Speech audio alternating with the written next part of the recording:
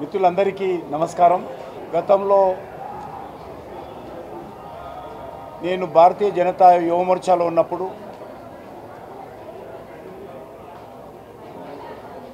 నాతో పాటు పనిచేసినటువంటి వ్యక్తి జితేందర్ రెడ్డి గారు. వారు రాష్ట్రీయ స్వయం సేవక్ సంఘ్ కార్యకర్తగా, అఖిల భారతీయ విద్యార్థి పరిషత్ కార్యకర్తగా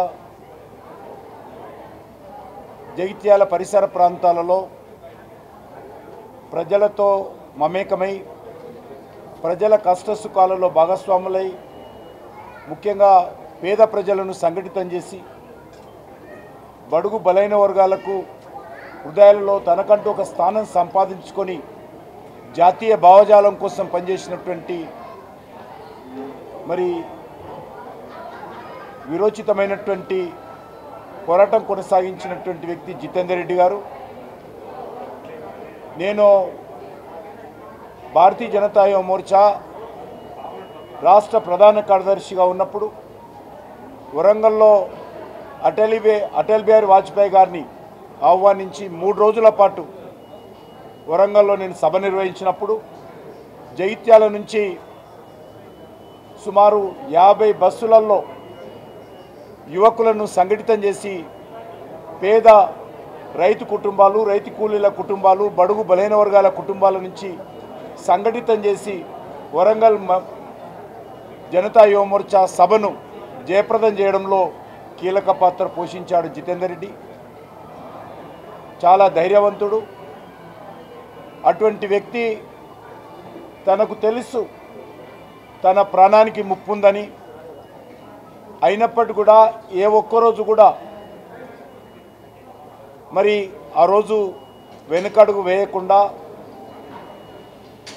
ఎల్లప్పుడూ ప్రజల మధ్యలో ఉంటూ మరి ఆ రోజు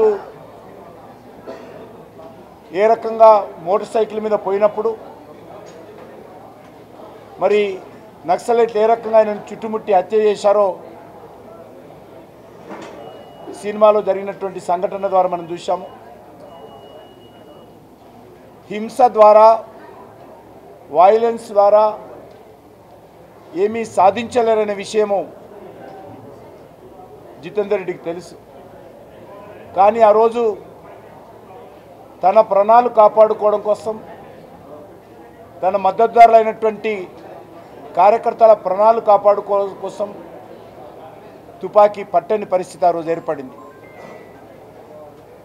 ఈరోజు కూడా మనవి చేస్తూ ఉన్నాను, ప్రపంచంలో కానీ మన దేశంలో కానీ మరి ఈరోజు వైలెన్స్ ఏమాత్రం మరి ఏ రకంగా ఉపయోగపడదు. అందుకే ఈరోజు కూడా కొంతమంది నక్సలైట్లు ఇంకా హింస ద్వారానే, రక్తపాతం ద్వారానే, తుపాకీ గొట్టం ద్వారానే రాజ్యాధికారం సాధిస్తామనేటువంటి మరి విశ్వాసంతో వాళ్ళు పనిచేస్తూ ఉన్నారు. అది సాధ్యం కాదనే విషయం మనం అర్థం చేసుకోవాలి. డాక్టర్ బాబాసాహెబ్ అంబేద్కర్ మనకు అద్భుతమైనటువంటి రాజ్యాంగం ఇచ్చారు. ఆ రాజ్యాంగంలో తుపాకీ బుల్లెట్ కంటే ఎక్కువ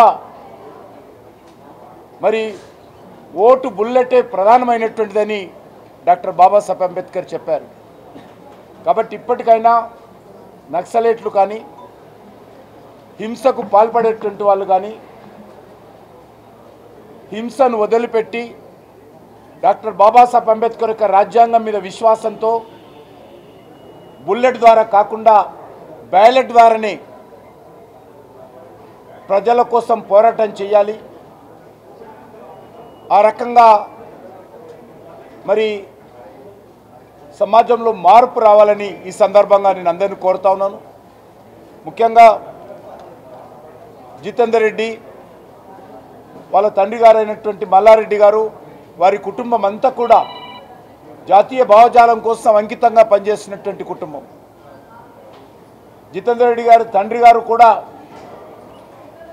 మాతో అనేవాడు, జితేందర్ చనిపోతాడని తెలుసు, మాకు ప్రాణహాని ఉందని తెలుసు, కానీ నేను ఎప్పుడు కూడా ఆయన వెళ్ళేటువంటి బాటలు నేను అడ్డుకోలేదని చెప్పాడు.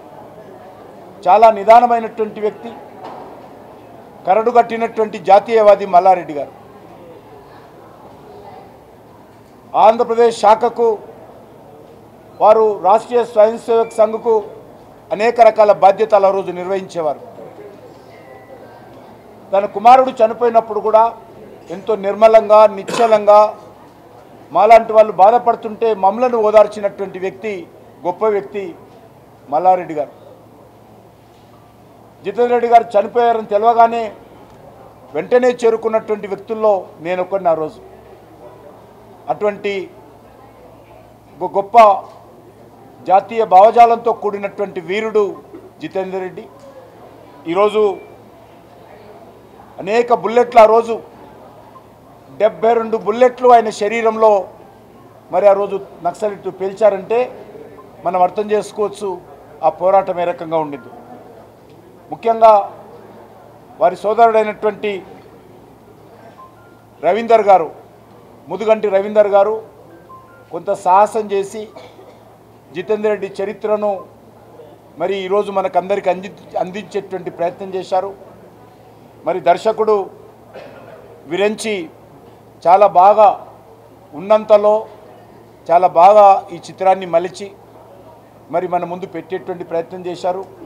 కొంత సినిమాకి సంబంధించినటువంటి కొంత కల్పన చేసినప్పుడు కూడా అది వాస్తవ చరిత్ర. అది నాకు తెలిసిన చరిత్ర. నేను చూసినటువంటి జితేందర్ రెడ్డి అతను నాతో అనేక సార్లు ఈ విషయం మీద మాట్లాడినటువంటి వ్యక్తి, నాతో పాటు పనిచేసినటువంటి వ్యక్తి. కాబట్టి నాకు పూర్తి విశ్వాసం ఉండే అతను ఒక మంచి నాయకుడుగా భారతీయ జనతా పార్టీలో పనిచేస్తాడనేటువంటి ఆలోచన మా అందరికి ఉండింది. కానీ దురదృష్టవశాత్తు మరి ఆ రకంగా అదొక పోరాటంలో వీర మరణం పొందాడు. ముఖ్యంగా రాకేష్ మరి హీరోగా నటించాడు. చాలా అద్భుతంగా తన పాత్ర పోషించాడు. మరి నేను మనస్ఫూర్తిగా ఇటు విరంచిని కానీ, దర్శకుడు హీరోగా నటించినటువంటి జితేందర్ రెడ్డి పాత్ర పోషించినటువంటి రాకేష్ని కానీ మనస్ఫూర్తిగా అభినందిస్తూ, మరి రవీందర్ ఏదైతే ప్రయత్నం చేశాడో ఆ ప్రయత్నము న్యాయం చేశాడని నేను భావిస్తూ ఉన్నాను. దానికి డైరెక్టర్ గారు కానీ, హీరోగా జితేందర్ రెడ్డి పాత్ర పోషించినటువంటి రాకేష్ కానీ ఆ పాత్రలకు న్యాయం చేశారు. మరి ఈ సినిమాను నక్సలైట్లు కూడా చూడాలి. ఎందుకంటే ఒక వ్యక్తిని చంపే అధికారం ఎవరికి లేదు. ఒక వ్యక్తికి జీవం పోసేటువంటి శక్తి భగవంతుడు మనకి ఇవ్వనప్పుడు ఏ వ్యక్తికి ఒక ప్రాణం కూడా తీసేటువంటి అధికారం లేదు. ఎందుకంటే అమాయకులైనటువంటి బడుగు బలైన వర్గాల కుటుంబాల నుంచి ఈరోజు వరకు కూడా ఉద్యోగంలో చేరుతారు. తన కుటుంబాన్ని పోషించుకోవాలి, తన భార్య పిల్లలను పోషించుకోవాలి, వాళ్ళ తల్లిదండ్రుల కళ్ళలో సంతోషం చూడాలని చాలామంది పేద కుటుంబాల వాళ్ళు ఈరోజు పోలీసులో చేరుతారు. అటువంటి పోలీసులను మరి ఈరోజు నక్సలైట్లు వేలాది మందిని హత్య చేశారు. అది ఏమాత్రం మంచిది కాదు. అదేవిధంగా అమాయకులైనటువంటి మరి ఈరోజు గిరిజన ప్రజలను కూడా హత్య చేస్తున్నటువంటి పరిస్థితి ఉన్నది. ఇది మార్పు రావాలి. ఇప్పటికే చాలామంది ప్రజలు మారుతున్నటువంటి వ్యవస్థలో హింస తుపాకుల ద్వారా ఏమీ సాధ్యం కాదు. ఇది మరి ఈ యొక్క తుపాకీ గొట్టం సిద్ధాంతం లాభం లేదు అనేటువంటి విషయము ప్రజలు అర్థం చేసుకున్నారు. ఎక్కడైతే నక్సలైట్లు హింసకు వ్యతిరేకంగా ఎన్నికలు బహిష్కరించాలని పిలుపునిచ్చేవారో ఆ ప్రాంతాలలో ఆ కాలంలో తుపాకులకు భయపడి వాళ్ళకు భయపడి ఎలక్షన్స్లో పాల్గొనేటువంటి వాళ్ళు కాదు. కానీ ఈరోజు మనం చూసాము, ఇక్కడ కాదు జమ్మూ కాశ్మీర్లో కూడా మరి 70% 80% పోలింగ్ అవుతుందంటే డాక్టర్ బాబాసాహెబ్ అంబేద్కర్ రాజ్యాంగము బుల్లెట్ కంటే బ్యాలెటే గొప్పదని ఈరోజు ప్రజలు విశ్వసిస్తున్నారు.